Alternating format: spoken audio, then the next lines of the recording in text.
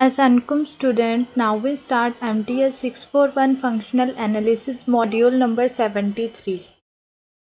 इस मॉड्यूल में हम डिस्कस करेंगे linear function, algebraic reflexive, second algebraic dual space, canonical mapping. Second algebraic dual space को हम मॉड्यूल नंबर 72 में भी डिस्कस कर चुके हैं और कैनोनिकल मैपिंग को भी हमने डिस्कस किया है।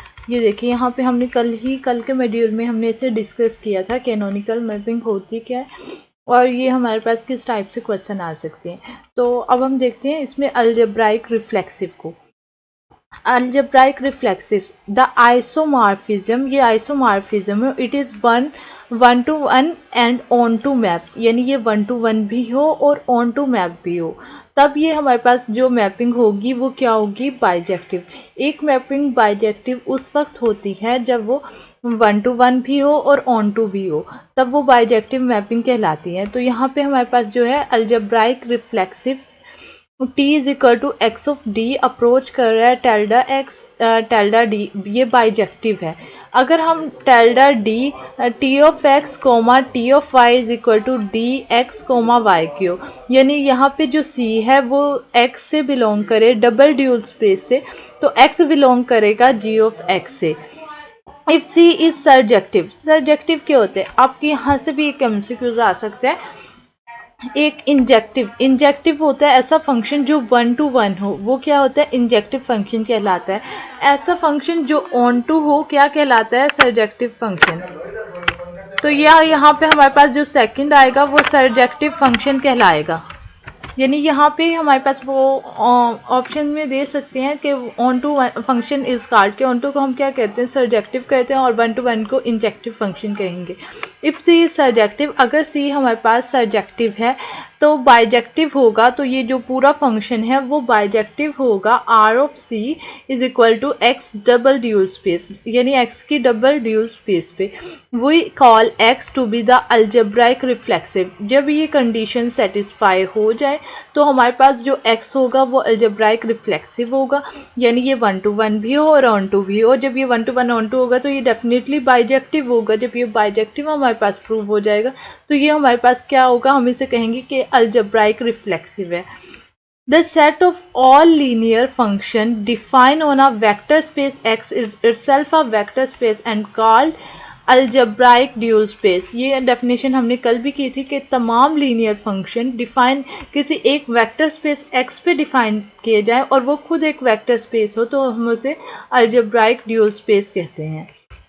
नेक्स्ट आ जाए, नेक्स्ट है मॉड्यूल नंबर 74। ये बहुत इम्पोर्टेंट मॉड्यूल है और ये जो इसका यहाँ पे थ्योरम है वो भी बहुत इम्पोर्टेंट है, मतलब ये 5 मार्क्स में पेपर में आता होता है, तो आपने बहुत अच्छे से ये थ्योरम समझना है और खुद इसकी प्रैक्टिस भी करनी है रजिस्टर्स पे। Linear operation and function on finite dimension space, यानी लीनियर ऑपरेशन और डायमेंशन फाइनाइट डायमेंशन स्पेस, यानी पेपर में हमें क्या दे दी जाती है, जस्ट यहाँ से लेके यहाँ तक की हमें स्टेटमेंट दे दी जाती है और हमें इस थ्योरम को प्रूव करना होता है। अब यहाँ पे हमारे पास finite dimension means basis which have finite many element, यानी ऐसी बेसिस जिसमें फाइनाइट हो बहुत से एलिमेंट।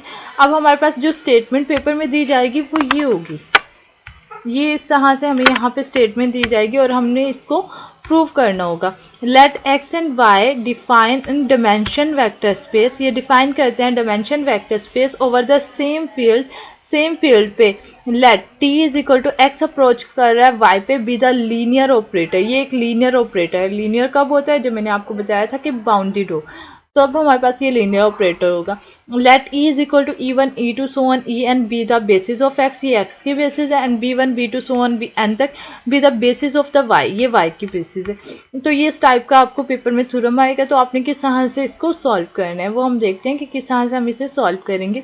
तो सबसे पहले हमने राइट किया जो एक्स स्मॉल एक्स लिया है, एक एलिमेंट जो कैपिटल एक्स से बिलोंग कर रहा है, और स्मॉल एक्स को हमने एक्स इस ई जो था वो बेसिस थी एक्स की, तो स्मॉल एक्स को हमने लीनियर कॉम्बिनेशन में लिखा, क्योंकि हम जब भी किसी चीज़ को बेसिस में लिखते हैं तो फर्स्ट ऑफ ऑल हम उससे लीनियर कॉम्बिनेशन में लिखते हैं उसके। तो हमने यहाँ पे लिखा xi1 e1 plus xi2 e2 so on n तक। तो हमने ये पढ़ा है कि y जो होता है वो इक्वल होता है t ऑफ x के। अब देखिए टी यहाँ पे एज इट इज और एक्स किसके इक्वल था, इसके इक्वल था, इसे हम राइट कर सकते हैं क्योंकि ये हमारे पास सम है एक्साई और ई का, तो हम इसे यहाँ पे समेशन के इज इक्वल टू 1 से n यानी इनका सम एक्साई के ई के ये आ गया। फिर नेक्स्ट स्टेप में हमने क्या किया, हमने समेशन को टी के साइड पे राइट कर लिया और बाकी ये वैल्यू हमारी अंदर रही। फिर इससे नेक्स्ट स्टेप में हमने एक्साई ऑफ के को भी बाहर ले लिया, टी जो आया ई की के। T is a unique terminal if the image y of k, और T जो है वो एक यूनिक टर्मिनल है जिसकी इमेज y of k यानी ये y के ही इक्वल था, y of k is equal to T E of k के of n basis vector e1 e2 so n भी प्रीस्क्राइब जो हमने यहाँ पे बताए गए हैं। अब y is equal to T of X और y जो है वो टी ऑफ एक्स के इक्वल है और y बिलोंग कर रहा है कैपिटल Y से और y की बेसिस क्या थी, b1 b2 so on bn। तो इससे पहले भी हमने इसे लीनियर कॉम्बिनेशन में राइट करना है। लीनियर कॉम्बिनेशन में हमने यहाँ लिया ईटा 1 b1 plus eta 2 b2 so on eta r b r तक ले लिए, ठीक है। तो यहाँ पे हमने कहा है टी ई ऑफ के जो कि हमारे ऊपर आंसर आया, हमने कहा ये बिलोंग कर रहा है कैपिटल Y से, हमने कहा ये चीज़ हमने बिलोंग करवा दी। तो हम यहाँ पे कह रहे हैं कि टी ऑफ ई वन किसके इक्वल होगा, टा 11 b1 टा 12 b2 सो ऑन टा 1 r br के इक्वल। तो हम इसे इसको समेशन की फॉर्म में किस तरह से राइट करेंगे, summation j is equal to 1 से r t के जे बी जे। तो हमने ये इसे समेशन की फॉर्म में राइट कर लिया। नेक्स्ट देखिए, नेक्स्ट हमने क्या किया, y is equal to y किसके इक्वल था, y हमारे पास इक्वल है summation n1 b1 so on nr तक। तो हमने j इज इक्वल टू 1 से r लिया nj bj, हमने ये राइट कर दिया। अब यहाँ पे इन्होंने क्या किया, यहाँ पे इन्होंने ये चीज़ जो इक्वल थी किसकी इक्वल थी, e ऑफ k के, यानी ई ऑफ के यहाँ पे पुट कर दिया के इज इक्वल टू 1 से n, क्योंकि ऊपर हम अगर हम इस इक्वेशन को कंपेयर करें y बराबर है इसके, ठीक है, और यहाँ पे y जो ये था वो इसके इक्वल था। अब हमने y की जगह पे एक साइड पे ये वाली इक्वेशन राइट की y की और एक तरफ ये वाली इक्वेशन राइट की, ये हमने यहाँ पे इन दोनों को कंपेयर किया। फिर हमने नेक्स्ट स्टेप में क्या किया, हमने समेशन के साथ e ऑफ k को सेपरेट राइट किया और इसके साथ हमने e of k T of E of के किसके इक्वल था, यहाँ पे ये इसके इक्वल है टी टा जे के बी जे, तो इसकी जगह पे हमने ये राइट किया और इन्हें सेपरेट समेशन के साथ यहाँ पे हमने राइट कर दिया। कंबाइनिंग दीज टू समेशन, अब हमने इन दो समेशन को किस तरह से कंबाइन करना है। पहले समेशन उन्होंने बाहर लिया j इज इक्वल टू 1 से r, ये हमने बाहर ले लिया, इधर से हमारे पास जो bj है वो बाहर आ गया। तो यहाँ पे हमारे पास समेशन एक्साई के और टा ऑफ j के ये हमारे पास यहाँ पे बच गया। नेक्स्ट ये जो चीज़ थी ये हमारे पास ईटा j के इक्वल थी, तो हमने इसे इक्वल रख लिया कि ये हमारे पास ये चीज़ ईटा j के इक्वल है और ईटा j हमारे पास y is equal to N J B J के इक्वल है।